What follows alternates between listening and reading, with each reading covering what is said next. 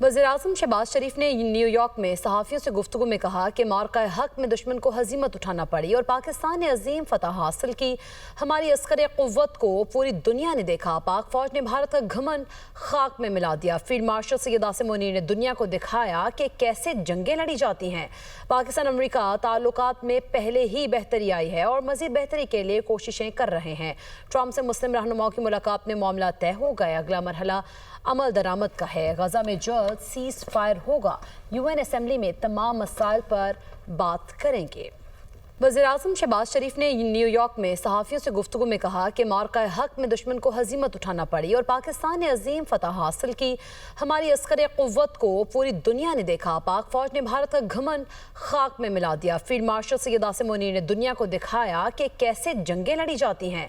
पाकिस्तान अमरीका ताल्लुकात में पहले ही बेहतरी आई है और मज़ीद बेहतरी के लिए कोशिशें कर रहे हैं। ट्रंप से मुस्लिम रहनुमाओं की मुलाकात में मामला तय हो गया। अगला मरहला अमल दरामद का है। गजा में जल्द सीज़ फायर होगा। यूएन असेंबली में तमाम मसाइल पर बात करेंगे।